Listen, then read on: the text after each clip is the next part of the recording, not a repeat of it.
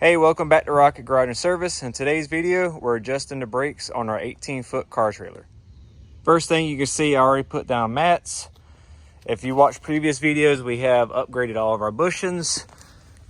And we have put a jack with a block of wood under our axle. We lifted it just high enough to where we could spin the tire.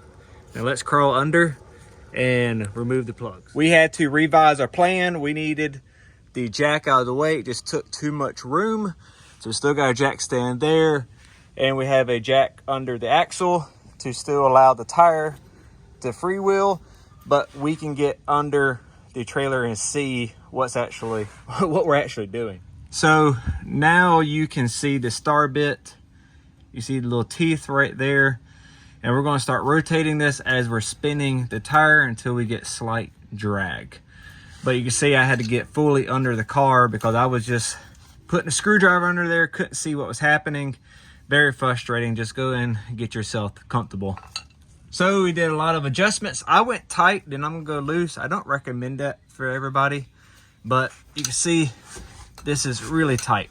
So I have a bent screwdriver that I done accidentally years ago, but I found putting the bent side down allowed me to get under the star and then flick it up. That worked really well.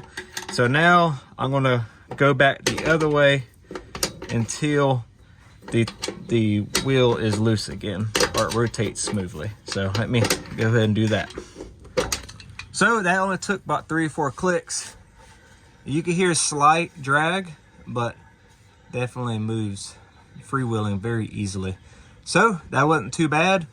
From my research and learning about trailers, you need to do this once a year. These are not auto adjusting like your vehicles, your trucks and some cars, passenger cars would have. So you have to do like yearly brake maintenance. So adjusting the brakes didn't fix the issue I was chasing. Not saying it didn't do something. Surely it made it better.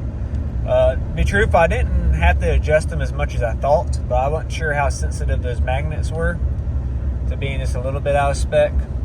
Anyways, the magnets come in tomorrow, and to be truth be told, the brakes got weak after I had sprayed the brakes with some brake cleaner or something when I was going through the brakes about a year ago or 6 months ago or something. It's been a little while, but it hasn't been extremely long. All right, on to the next one. I appreciate y'all.